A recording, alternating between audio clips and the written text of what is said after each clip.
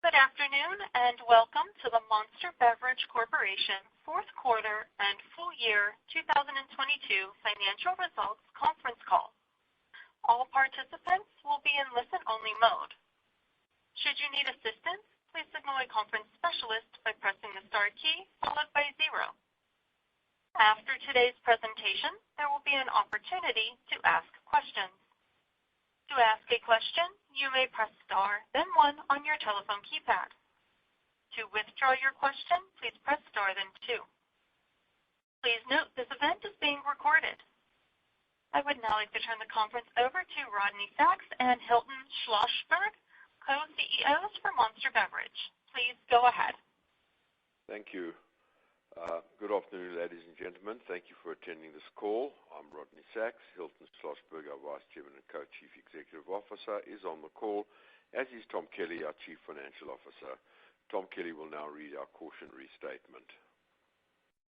Before we begin, I would like to remind listeners that certain statements made during this call may constitute forward-looking statements within the meaning of Section 27A of the Securities Act of 1933 as amended, and Section 21E of the Securities Exchange Act of 1934 as amended, and are based on currently available information regarding the expectations of management with respect to revenues, profitability, future business, future events, financial performance, and trends.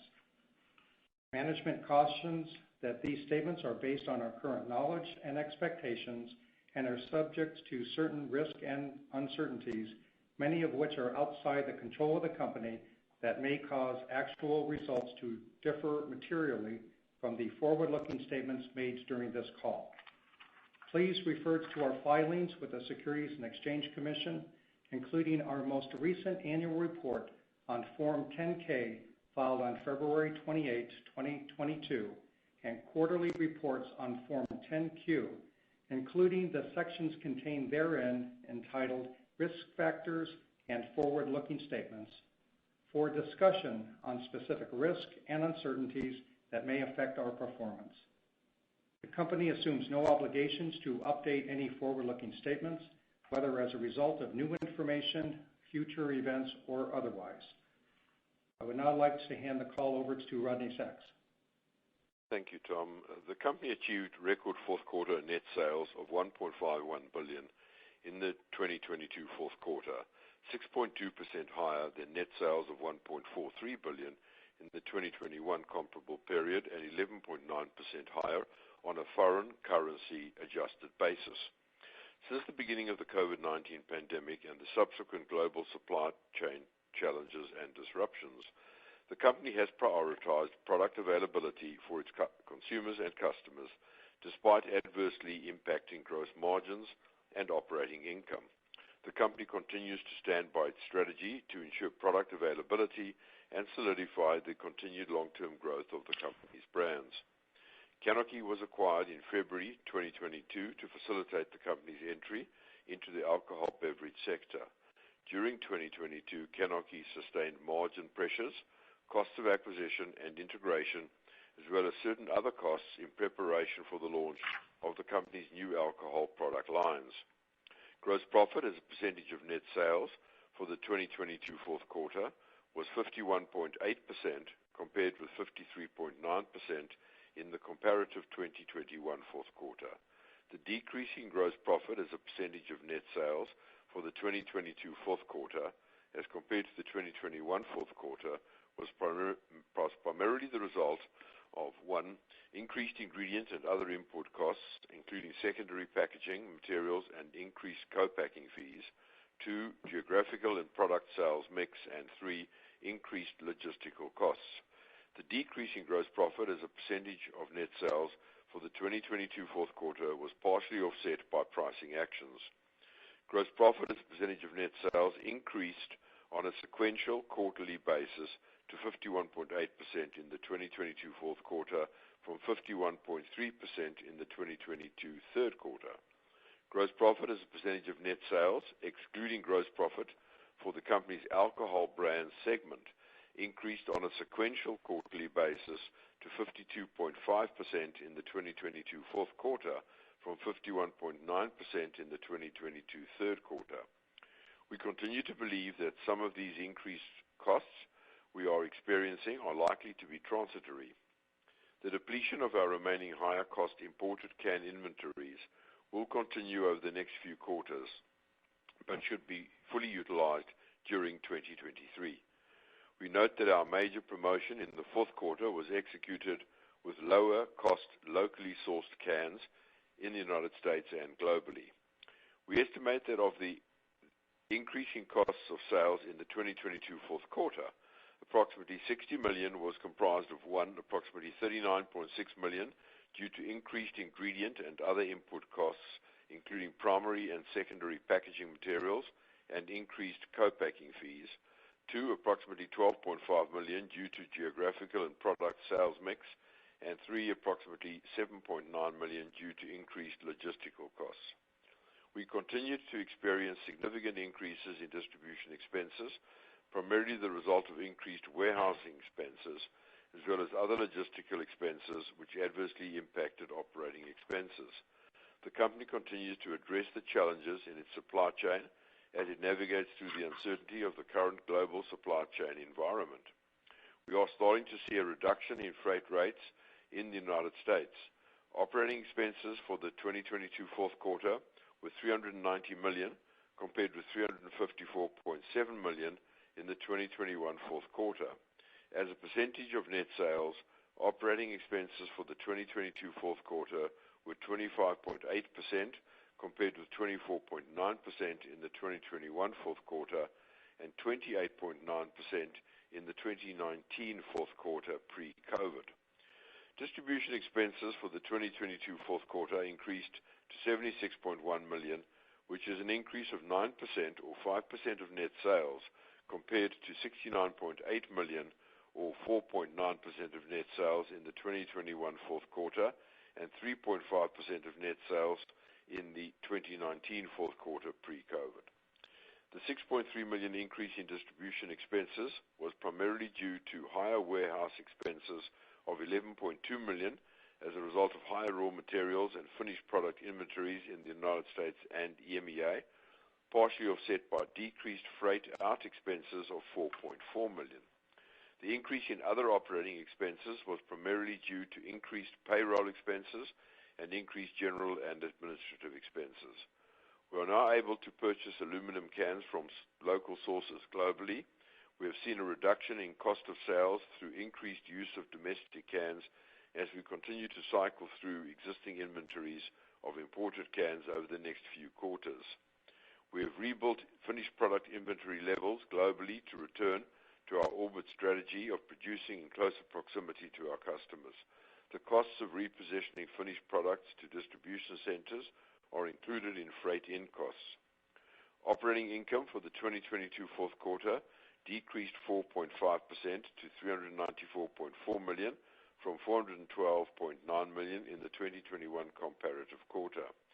Net income decreased 6.1% to $301.7 million as compared to $321.3 million in the 2021 comparable quarter. Diluted earnings per share for the 2022 fourth quarter decreased 4.9% to 57 cents from 60 cents in the fourth quarter of 2021. Diluted earnings per share exclusive of the alcohol segment operating losses and the adverse impacts of foreign currency exchange rates, net of tax, was 64 cents in the 2022 fourth quarter. Through pricing actions, the company was able to achieve positive pricing appreciation in the United States and EMEA. Due to continued cost pressures, the company implemented a net sales price increase in the range of 6% market-wide in the United States effective September 1, 2022, and will be implementing a price increase on its 24-ounce line effective April 1, 2023. The company also implemented price increases in the second half of 2022 in certain international markets and will be implementing additional price increases on a phased approach during the first half of 2023 in a number of international markets. The company will continue to review further opportunities for price increases and pricing actions in order to mitigate inflationary pressures. According to the Nielsen reports for the 13 weeks through February 11, 2023, for all outlets combined, namely convenience, grocery, drug, mass merchandisers, sales in dollars in the energy drink category, including energy shots, increased by 13.1% versus the same period a year ago. Sales of the company's energy brands, including Reign, were up 12.1% in the 13-week period. Sales of Monster were up 11.3%. Sales of Reign were up 15.6%. Sales of NOS increased 20.6%. And sales of Full Throttle increased 1.3%. Sales of Red Bull increased 11.5%. Sales of Rockstar increased by 3.4%. And sales of 5 Hour decreased 2.4%. VPX Bang's sales decreased 47.1%. The company continues to have market share leadership in the energy drink category in the United States for the 13 weeks ended February 11, 2023.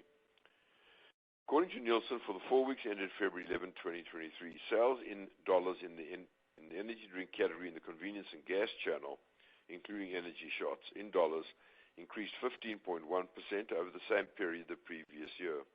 Sales of the company's energy brands, which include Reign, increased 14.8% in the 4-week period in the convenience and gas channel.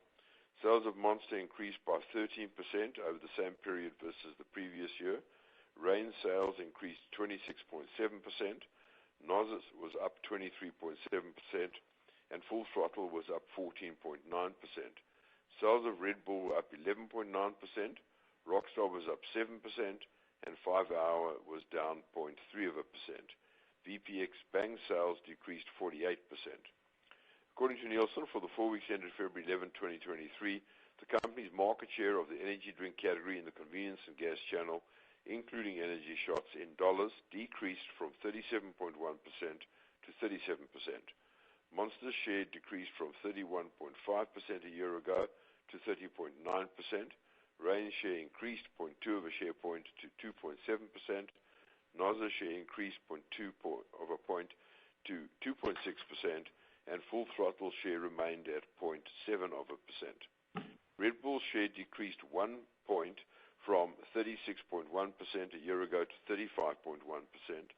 VPX Bang share decreased 3.8 points to 3.1%.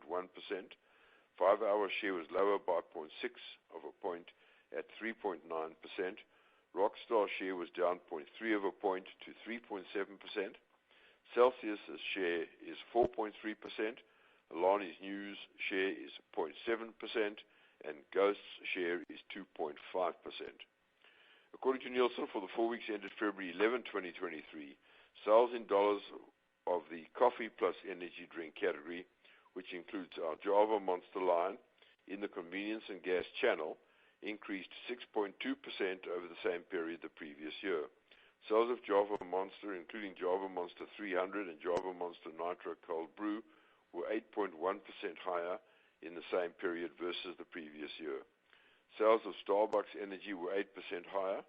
Java Monster's share, including Java Monster 300, Java Monster Nitro Cold Brew of the coffee plus energy category, which primarily includes Java Monster 300, Java Monster Nitro Cold Brew, Starbucks Double Shot and Triple Shot, Rockstar Roasted, and Bang Keto Coffee for the 4 weeks ended February 11, 2023 was 54.7%, up 1 point, while Starbucks Energy's share was 44.9%, up 0.8 of a point. According to Nielsen, in all measured channels in Canada for the 12 weeks ended December 31, 2022, the energy drink category increased 13.3% in dollars. Sales of the company's energy drink brands increased 16.3% versus a year ago. The market share of the company's energy drink brands was 41%, up 1.1 points. Monster's sales increased 18.3%, and its market share increased 1.6 points to 36.8%. NOS's sales decreased 7%, and its market share decreased by 0.3 of a point to 1.4%. Full Throttle's sales increased 8.4%, and its market share remained at 0.5 of a percent.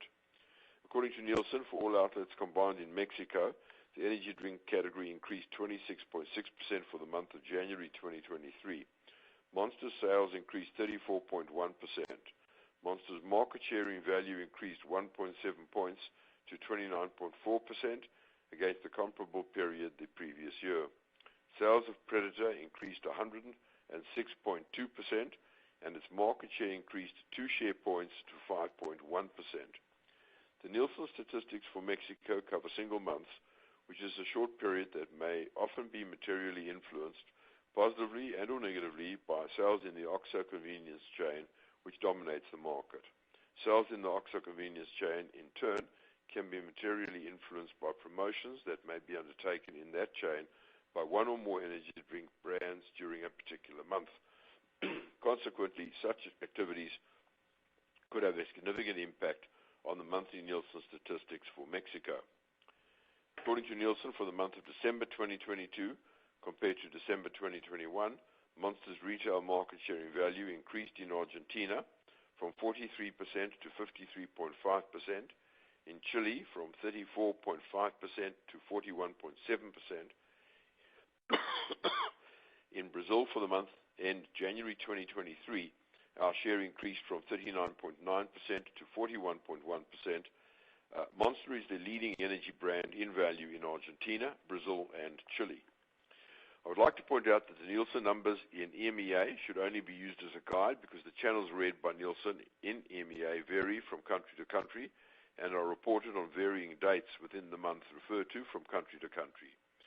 According to Nielsen, in the 13-week period until the end of January 2023, Monster's retail market share in value as compared to the same period the previous year grew from 14.2% to 15.2% in Belgium, from 30.7% to 31.8% in France, from 29.5% to 31% in Great Britain, from 27.3% to 32.7% in Norway, from 27.7% to 27.8% in the Republic of Ireland, from 38.6% to 40.4% in Spain, and from 15.1% to 16.5% in Sweden.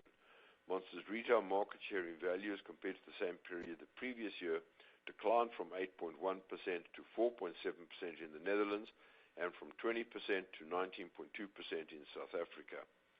According to Nielsen, in the 13-week period until the end of December 2022, Monster's retail market share in value as compared to the same period the previous year grew from 16.3% to 18.4% in the Czech Republic, from 26.5% to 27.8% in Denmark, and from 27.6% to 30.5% in Italy.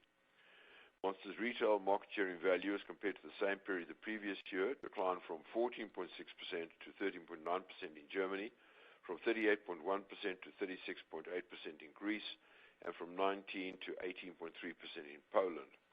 According to Nielsen, in the 13-week period until the end of December 2022, Predator's retail market share in value as compared to the same period the previous year grew from 20.4% to 31.1% in Kenya and from 14.2% to 19.2% in Nigeria. According to IRI, in Australia, Monster's market share in value for the 4 weeks ending January 29, 2023 increased from 13.1% to 16.1% as compared to the same period the previous year. Mother's market share in value decreased from 11% to 10.7%.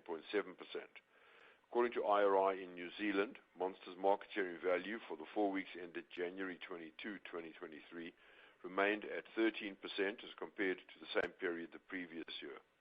Live Plus's market share in value decreased from 6.7% to 6.1%, and Mother's market share in value increased from 5.8% to 6%. According to Intage in Japan, in the month of ending December 2022, Monster's market share in value in the convenience store channel as compared to the same period the previous year grew from 53.7% to 54.7%. According to Nielsen in South Korea, in the month ending December 2022, Monster's market share in value in all outlets combined as compared to the same period the previous year increased from 60.2% to 64.2%.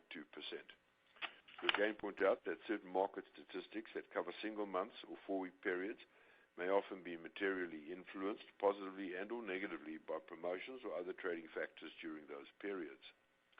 Net sales to customers outside the U.S. were $542.5 million, 35.9% of total net sales in the 2022 fourth quarter, compared to $508.1 million, or 35.7% of total net sales in the corresponding quarter in 2021. Foreign currency exchange rates had a negative impact on net sales in U.S. dollars by approximately $81.9 million in the 2022 fourth quarter. Included in reported geographic sales are our sales to the company's military customers, which are delivered in the U.S., transshipped to the military and their customers overseas. In EMEA, net sales in the 2022 fourth quarter decreased 2.3% in dollars, but increased 14.7% in local currencies over the same period in 2021. Gross profit in this region as a percentage of net sales in the fourth quarter was 33.9%, compared with 32.6% in the same quarter in 2021, and compared to 34.7% in the third quarter of 2022. The company is continuing to address the controllable challenges in its supply chain in EMEA. We're also pleased that in the 2022 fourth quarter, Monster gained market share in Belgium, Czech Republic, Denmark, France, Great Britain, Italy, Norway, the Republic of Ireland, Spain, and Sweden. In Asia Pacific, net sales in the 2022 fourth quarter increased a half a point in dollars and increased 20.6% in local currencies over the same period in 2021. Gross profit in this region as a percentage of net sales was 42.6% versus 41.4% over the same period in 2021. Due in part to a product supply issue with an ingredient that impacted a number of our products in Japan, but has now been resolved, net sales in the 2022 fourth quarter decreased 14.4% in dollars, but increased 10% in local currency. Sales in the 2022 fourth quarter continued to be impacted by COVID in certain channels. In South Korea, net sales increased 13.9% in dollars and increased 34.4% in local currency as compared to the same quarter in 2021. Monster remains.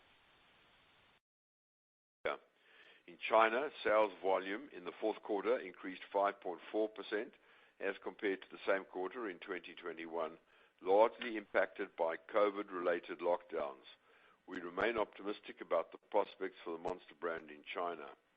In Oceania, which includes Australia, New Zealand, Tahiti, French Polynesia, New Caledonia, Papua New Guinea, and Guam, net sales increased 2.9% in dollars and 16.7% in local currencies. In Latin America, including Mexico and the Caribbean, net sales in the 2022 fourth quarter increased 45.2% in dollars and increased 57.7% in local currencies over the same period in 2021.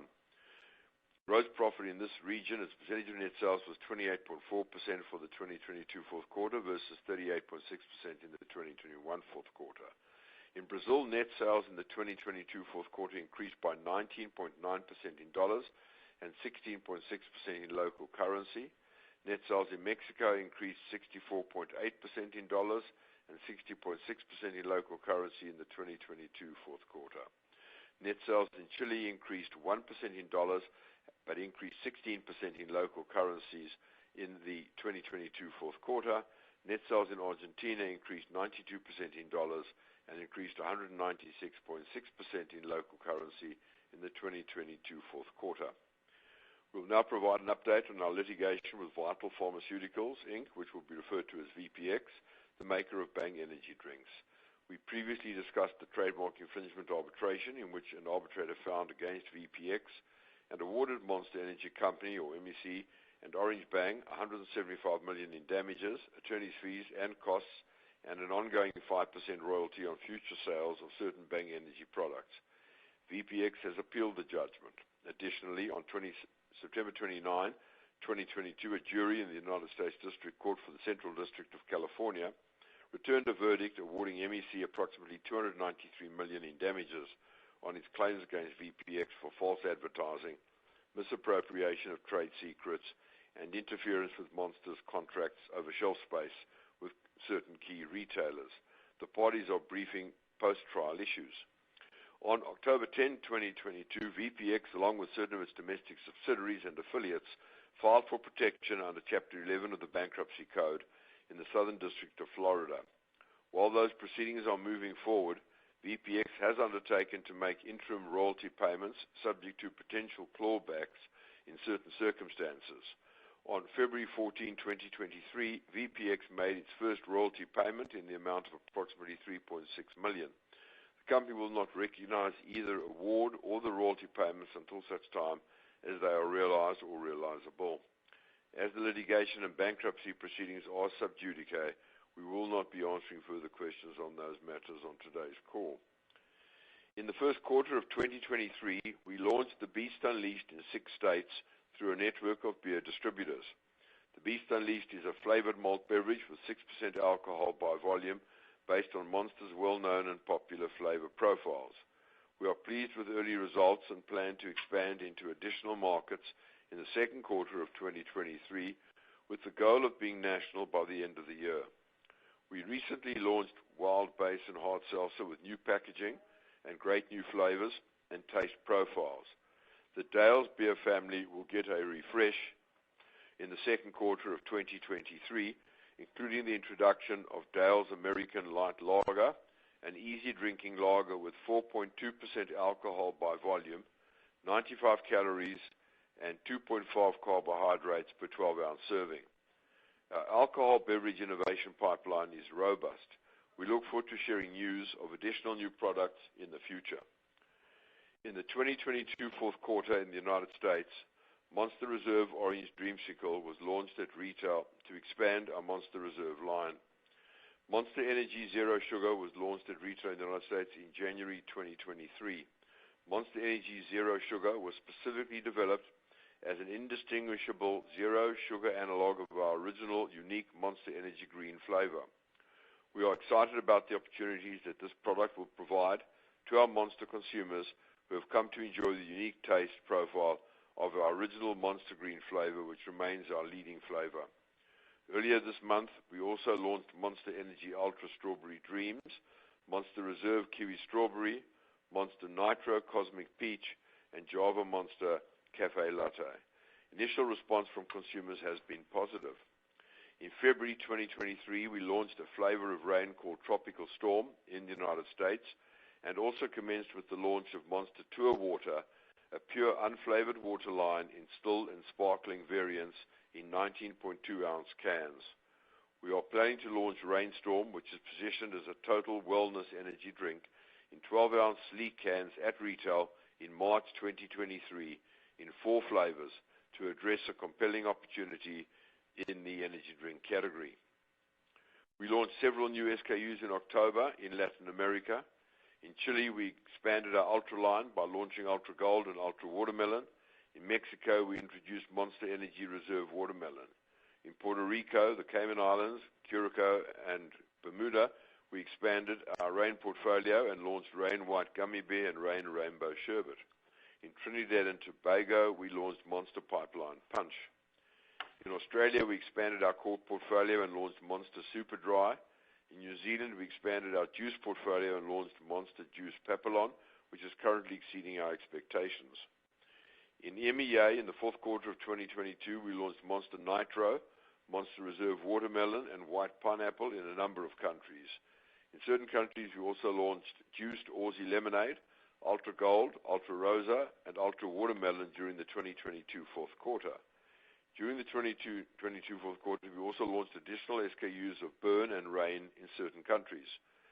In EMEA, as part of an ongoing pan-EMEA launch, we commenced distribution of our Monster Energy Lewis Hamilton 44 Zero Sugar Energy Drink in select EMEA markets late in the fourth quarter of 2022, to be followed by an additional 25 EMEA markets in the first quarter of 2023. During the fourth quarter of 2022, we launched Monster Rehab Lemon Tea in Japan, Monster Ultra Watermelon in Turkey, Monster Ultra Paradise in Vietnam, Predator in Malaysia, and we continued the national rollout of Predator in India. We are planning to introduce the Predator brand in additional countries in APAC during the course of 2023. We estimate that on a foreign currency adjusted basis, including CANarchy, January 2023 sales were approximately 16.1% higher than the comparable January 2022 sales and 13.8% higher than January 2022, excluding CANarchy. We estimate January 2023 sales, including CANarchy, to be approximately 12.9% higher than in January 2022 and 10.6% higher than in January 2022, excluding CANarchy. January 2023 had the same number of selling days as January 2022.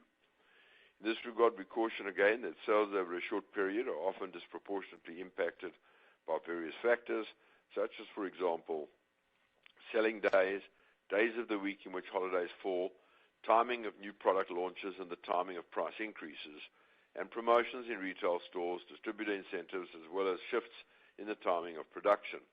In some instances, our bottlers are responsible for production and determine their own production schedules. This affects the dates on which we invoice such bottlers.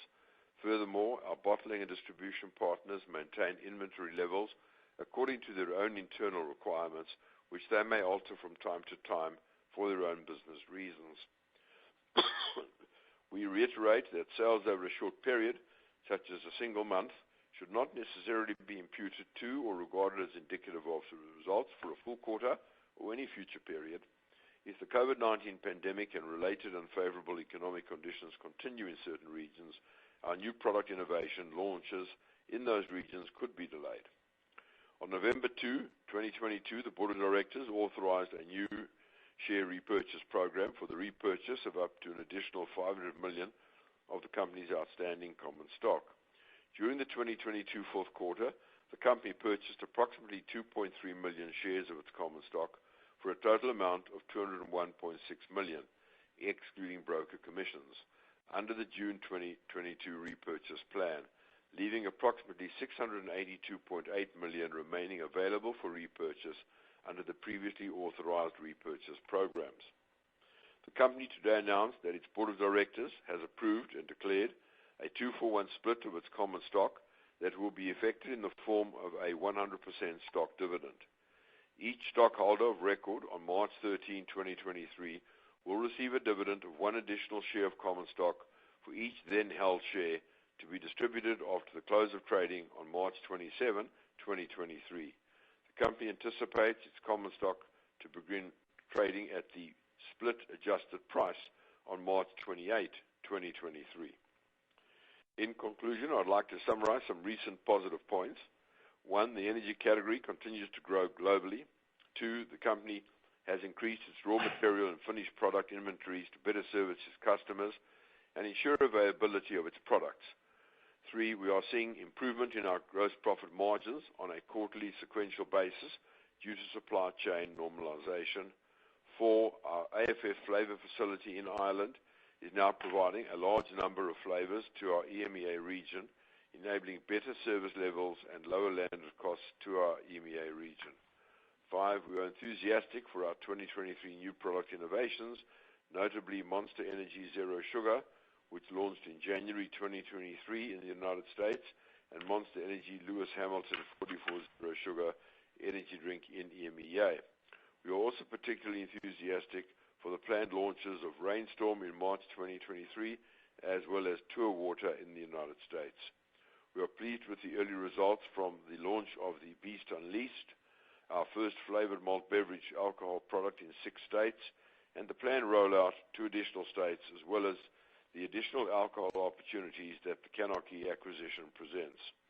7, we are planning to launch Reign Total Body Fuel high-performance energy drinks in additional international countries. And finally, 8, we are pleased with the rollout of Predator and Fury, our affordable energy drink portfolio internationally.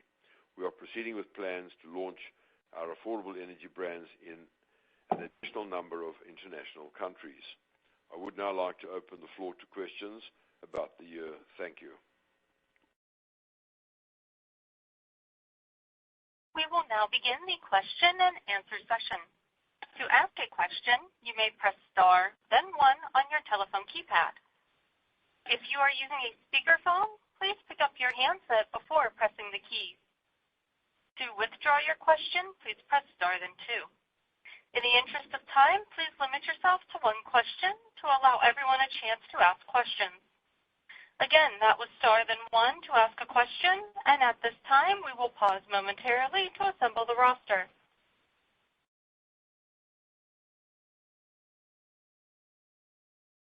And our first question will come from Peter Grom of UBS.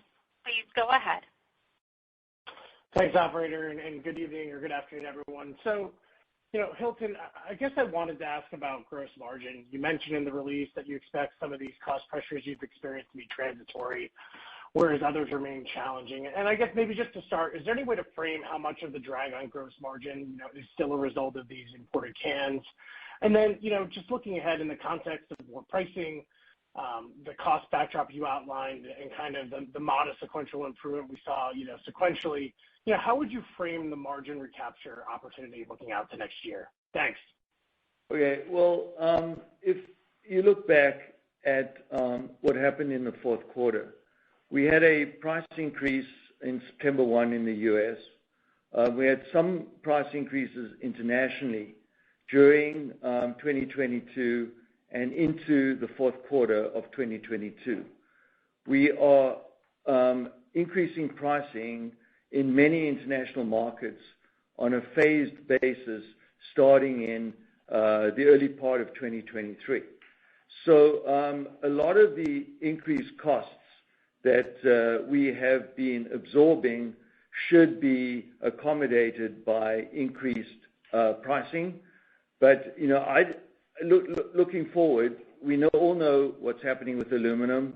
It's coming down. Certain other commodities are coming down. In Europe, we see energy coming down. So, overall, I think with regard to margin, we are actually in a good place. And as you saw in this quarter, we were able to move margin on a sequential basis. We do, however, have certain costs that are not going away. For example, co-packing fees have gone up. Sugar is in tight supply because of weather situations. So, there are positives as well as negatives in the system. As regards the international cans, we don't have that significant quantity left in terms of what the impact will be on gross margin. So, I think we've just got to work through those cans. They're green and ultra white.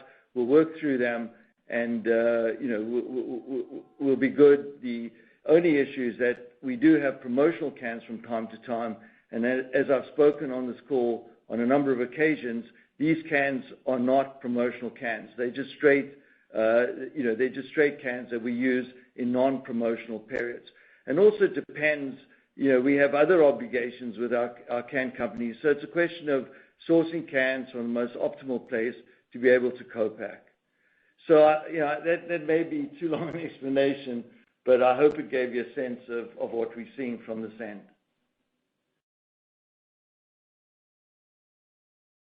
The next question comes from Chris Carey of Wells Fargo Securities. Please go ahead. Hi, everyone.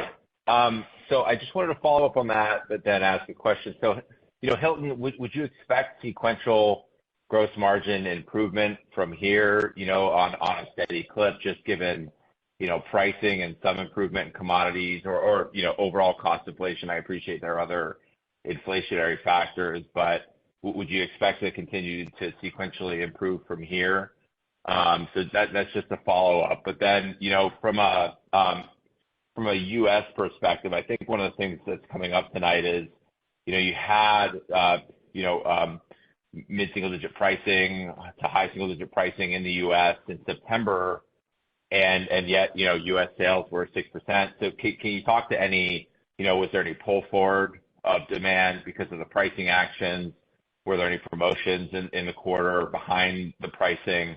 Maybe can you just help reconcile the revenue growth in the quarter in the U.S., which is basically in line with the pricing that you're taking. So, thanks for that, follow-up on gross margins in the U.S. comment.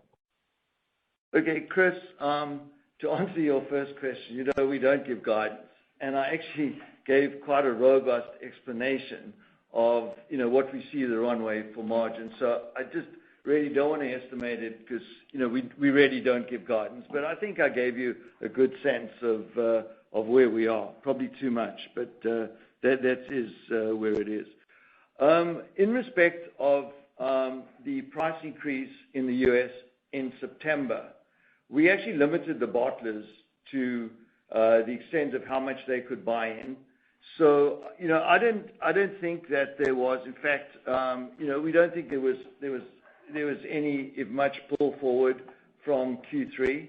I think it was just a question of the market stabilizing. As you know, when price increases are put into effect, there's always a little bit of, a little bit of a bump as you go into more steady waters.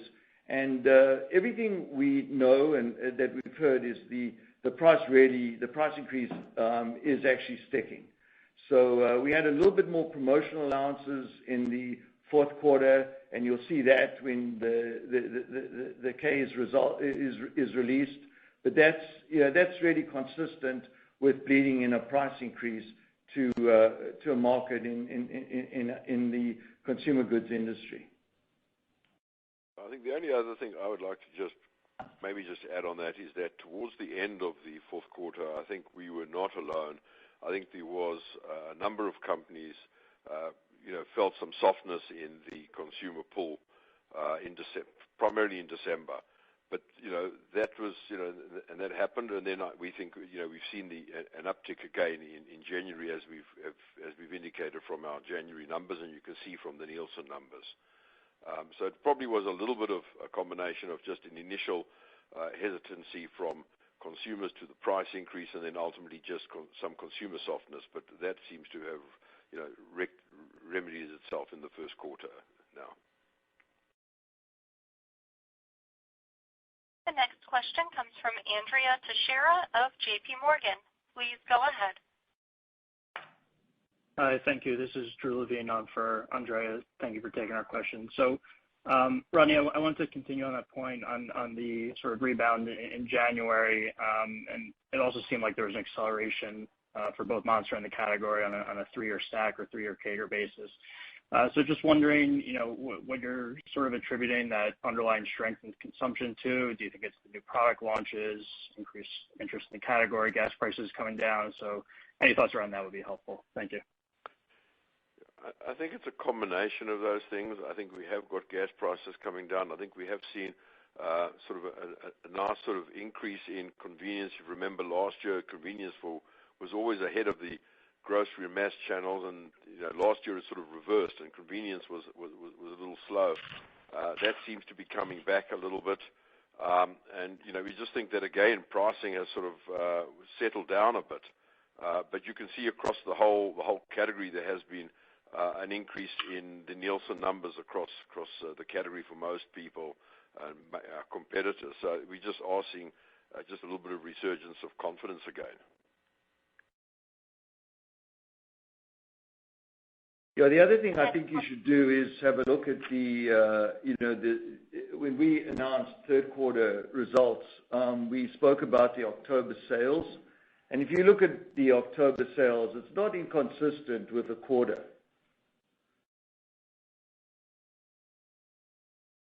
And I'm talking about the fourth quarter of 22, sorry. The next question comes from Mark Ashton of Stifel. Please go ahead. Yeah, thanks, and afternoon. Hey, guys. Hi, Mark. So, hopefully you're doing all right there, Rodney. Yeah, I'm fine. Just got remnants of a cough for the last couple of weeks. All right, that's good. Two questions for you. One sort of related to the recent line of questioning. So inventories were up again, sequentially. How do we think about the improvement there, and does that kind of lead into flow through of improvement in gross margin through 23? And maybe more bigger picture, how do you think about the relative affordability of Monster and energy drinks broadly in the U.S. after the price increase? It seems like you take a look at other beverage categories, pricing has been steady riser over the last decade plus, so the gap is sort of narrow. You took a little bit of pricing, but not nearly as much on a cumulative basis. Is there opportunity here to become more price rational from an energy category standpoint as you kind of move forward? Well, let's talk about the first question, Mark, about inventories. As you know, when we went out of 2021, our inventories were just too low. We were unable to service our customers without major upheavals and without major costs. So there was no question that the inventories had to move and move significantly up, because bearing in mind where our sales are. But as we are, we believe that we have sufficient inventories, which is important for us to be able to service our customers. Are we working on getting those inventories down? Yes. And the inventories will optimize themselves in due course. So I wouldn't be concerned. Our products have a 2-year shelf life, and it's important that we maintain sufficient inventories to service our customers. And then on that second question you asked about pricing, if you go and look, for example, at a Mountain Dew at Walmart, a 20-ounce Mountain Dew at Walmart, their price is $2.18, and Monster is $2.28. So I think as you look at the energy category and you kind of balance the pricing of 20-ounce sodas and energy drinks, remember that we now, and just twisting over to convenience, we sell more, energy drinks sell more at convenience than carbonated soft drinks. So there is a balance, and I think we have struck a very good balance. With regard to going forward, we have a price increase planned for 24-ounce, which we believe has got opportunity, and we're taking price in 24-ounce up beginning of April. So that'll happen, and we'll continue to monitor the opportunities for price increases in the U.S. As we see margins, and as we see the carbonated soft drink category, and it's a whole bundle of issues that lead us to move in the direction of whether to take price. The next question comes from Filippo Falorni of Citi. Please go ahead. Hey, good afternoon, guys. Hi. Can you talk about your expectations for your innovation pipeline in 2023, particularly on a relative basis over the last couple of years, given it seems like you have a pretty substantial pipeline this year, both in alcoholic beverage and your core energy drinks? Thank you.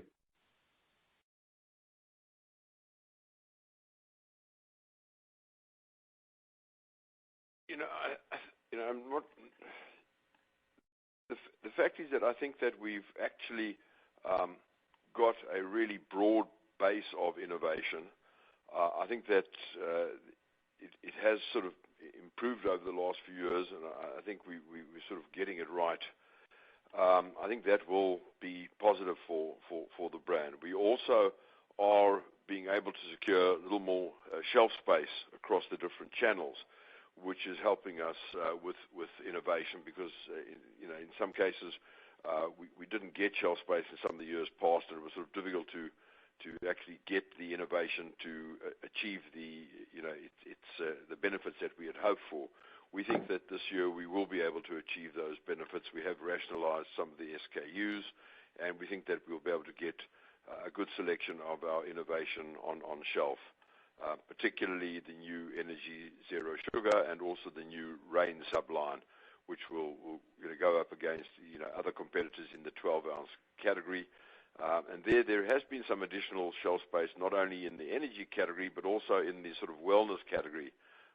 So I think in some places we'll also be able to place the Reign Storm sort of line in that area as well. So overall, we think there will be a good contribution going forward from innovation, which is exciting. And so far, initial response to things like our Ultra Strawberry Dreams has been really positive from consumers and bottlers to the Zero Sugar and others. So we are pretty optimistic and upbeat about innovation this year. Also, we're introducing a lot of multi-packs to try and increase the take-home, particularly in places like grocery. So again, we haven't described them that much on this call, but there's a whole skew of multi-pack and variety packs that we're actually doing in a multi-pack, which we think will be positive for the brand this year for sales. The next question comes from Steve Powers of Deutsche Bank. Please go ahead. Hey, thanks, and good evening. Just, I guess, a couple of cleanups on the gross margin topic. The first one is, Rodney, I think at the start of the call, you bridged to a $60 million increase in COGS. I just wanted to clarify what that was. I think, if I'm not mistaken, COGS was up like 70 plus. So just exactly what those numbers were and what they weren't, number one. Number two, I don't know if you can comment on the mix of cans in the fourth quarter, old, higher cost cans versus, current cost cans, and if that was materially different than what you had seen in the third quarter. And then three, the Latin America gross margin you called out, sales growth there is fantastic, but the gross margin's been progressively under pressure and was down, I think, 10 plus points in the fourth quarter. Just the drivers there, and if you think you've got the ability to turn that gross margin progress around in Latin America. Thank you. I think, Steve, we spoke about that, about margins earlier on the call. Margins on a sequential basis were actually up. So, I'm really not sure what you're referring to. And the first question that we answered I spoke quite heavily about, the progression of gross margins and the pluses and the minuses. So maybe I'm missing something, but I think we did discuss margin earlier on the call. And with regard to the $60 million that we spoke about in the release, that was only the $60 million was comprised of $39.6 million due to increased ingredients and other input costs, and 12.5 due to geographical product sales mix, and 7.9 due to increased logistical costs. And the rest of the increase in cost of sales was normal increases as you would expect to in a normal business environment. Those are the kind of the exceptional ones that we called out.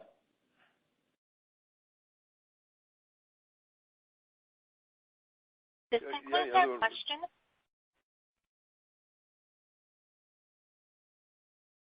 This concludes our question and answer session. I would like to turn the conference back over to Mr. Rodney Sacks for any closing remarks. Thanks.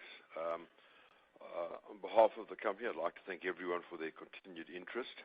We continue to believe in the company and our growth strategy and remain committed to continuing to innovate, develop and differentiate our brands, and to expand the company both at home and abroad, and in particular capitalizing on our relationship with the Coca-Cola bottling system. We believe that we are well positioned in the beverage industry and continue to be optimistic about the future of our company. We hope that you remain safe and healthy. Thank you very much for your attendance. The conference is now concluded. Thank you for attending today's presentation, and you may now disconnect.